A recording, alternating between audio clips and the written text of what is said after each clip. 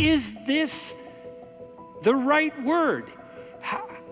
Is the fact that I'm uttering it putting me together and making me intact and stronger, or is it tearing me apart and making me dissolute and weak?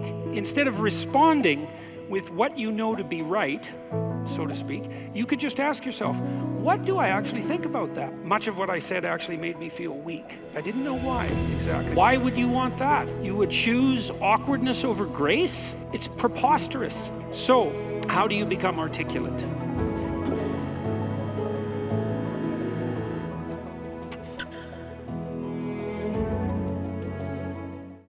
You once said, the most dangerous person is one who is articulate. What would you recommend to a one who wants to learn to speak in a more articulate manner?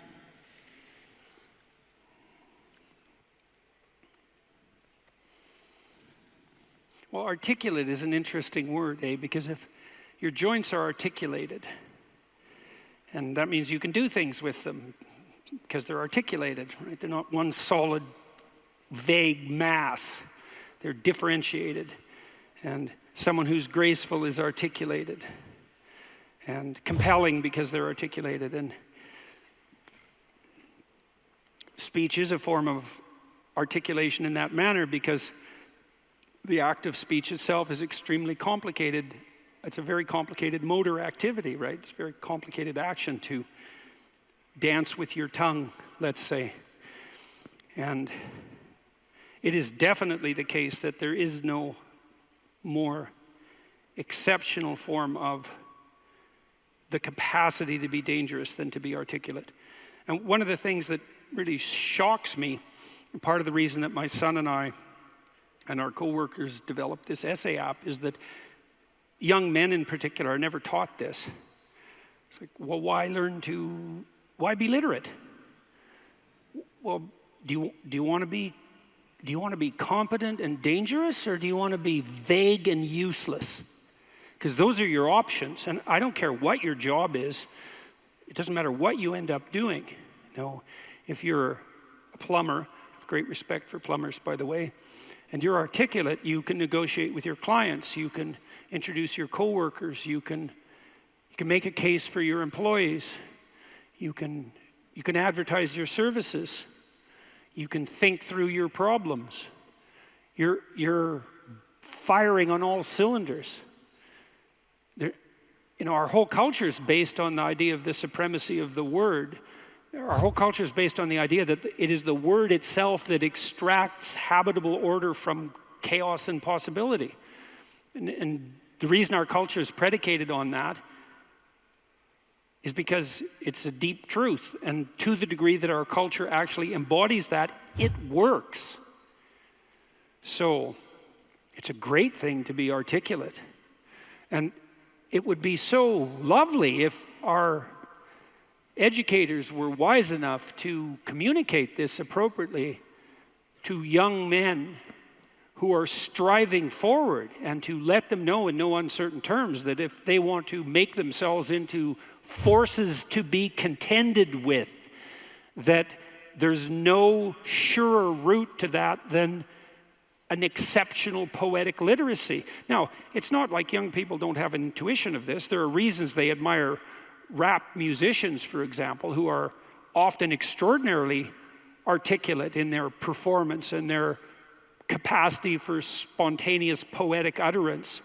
And certainly the greatest people I've met, including great warriors, you might say, are great in no small part because they're articulate. I know a former special services, special operations soldier, Jocko Willink. Some of you might know about Jocko. He's got a pretty decent online following, and he's about 4 feet wide and about 3 feet thick, and he's one tough son of a bitch. I'll tell you, you don't want to mess with him, and he knows perfectly well and is very capable of articulating the fact that his success as an eminent warrior is in no small part dependent on his ability to communicate. Because he could communicate well, he could listen to the men who were under his command. Because he was articulate, he could explain to his superiors the situation on the ground. Because he was articulate, he could make a case that the men under his command who were deserving would be promoted. Because he could think in an articulate manner, he could plan strategically and not lose battles. Okay, so that's the case for being articulate. And what's the alternative? You want to be inarticulate? You want to say and like and and pause and stumble and be unable to formulate a strategy, be unable to elucidate a vision, be unable to compel and convince other people, to entice them with your articulated vision of what might be. You want the opposite of that? Why would you want that? You would choose awkwardness over grace? It's preposterous. It's beyond foolish. And I cannot understand for the life of me why this case isn't made in a compelling manner, particularly to young men. And I know it's not being articulated to young men because they're dropping out of the educational realm in droves. And it's unbelievably sad. So, how do you become articulate? Well, by paying attention to what you say. That's a good start. And what do I mean by that? I mean pay attention to what you say. So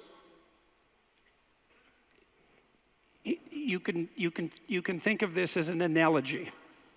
So imagine that you're trying to walk across a swamp and the swamp is murky.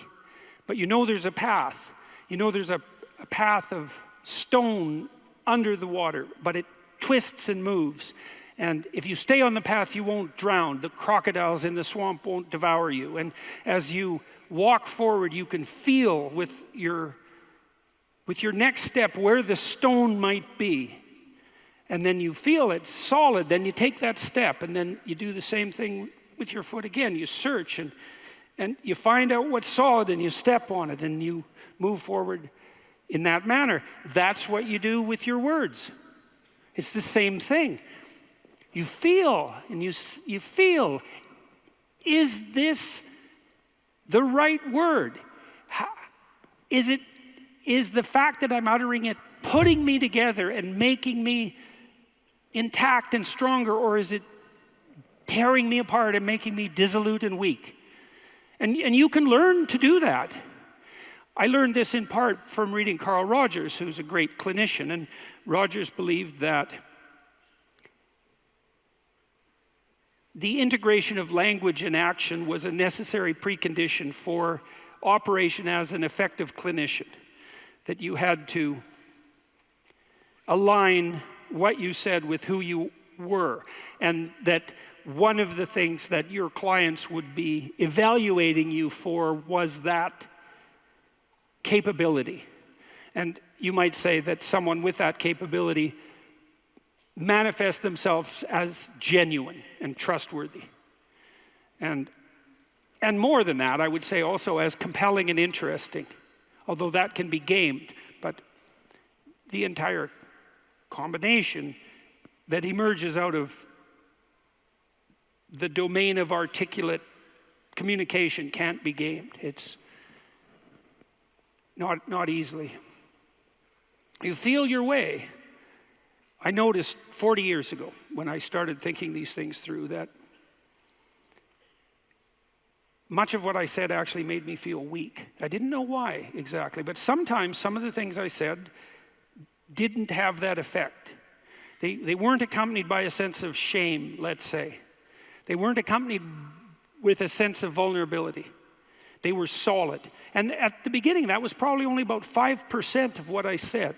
The rest of it was instrumental. You know, it was language I was using to get my way in the manner that Tammy described when she introduced me tonight. There was an arrogance in my use of language that had to do with the desire to attain proximal victories, right? To appear smart, let's say, to win an argument, something like that. A very different idea than merely feeling my way along to see what word was appropriate for what moment. But you can learn to do that. And you can listen to yourself, and you can stop humming and hawing and using like and you know and fillers. And you can take the time necessary to craft your words carefully. And you can practice merely saying what you believe to be true. And you can read. And you can read great writers. And you can write. And you can write about what you think about the problems that obsess you. And you can become articulate as a consequence. And there'll be nothing about that that isn't the adventure of your life. And so it's a moral endeavor in some real sense. Right? To become articulate is to become the master of your own tongue. And to become properly articulate is to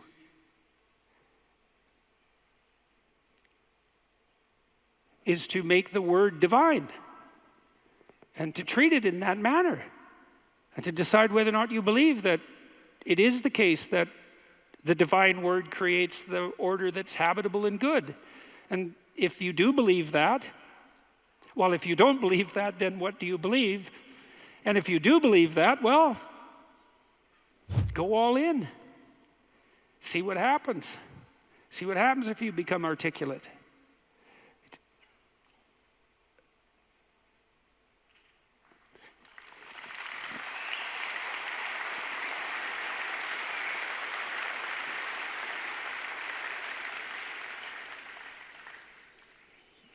I'll give you one more small example. Tammy touched on this in the introduction too. She said she'd learned to pause. You can pause. It's a prayerful pause in some sense. When you're in a discussion with someone, you can ask yourself, they might present you with a question or a conundrum or a proposition, and instead of responding with what you know to be right, so to speak, you could just ask yourself, what do I actually think about that? But it has to be a real question. It has to be the kind of question that you'd pose to someone you didn't know. It has to be a question predicated on the idea that you might not know who you are and that you could ask. And so someone will present you with a question, you think, okay, what do I think about that?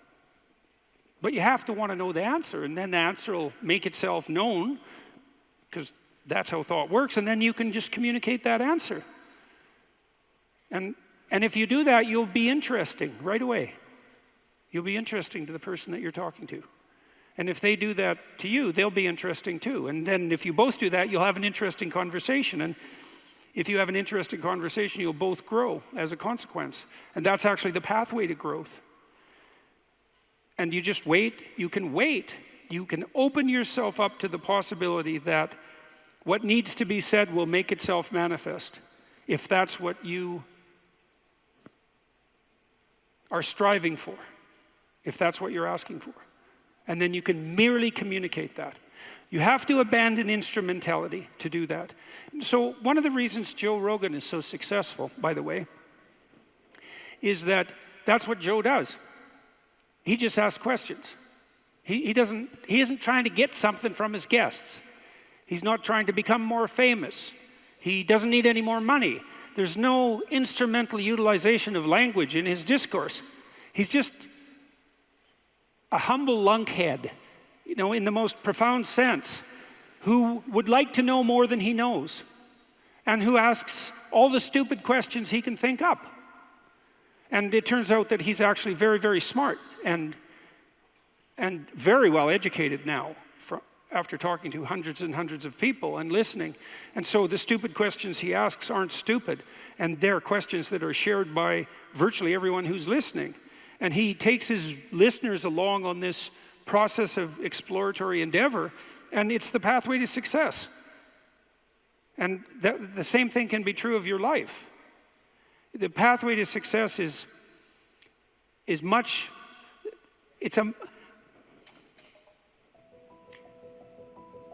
if you're guided by the spirit of honest inquiry and every word you say is reflective of what you believe to be the truth, then the pathway that you walk on is a golden pathway to success. And I know that. I know that to be true.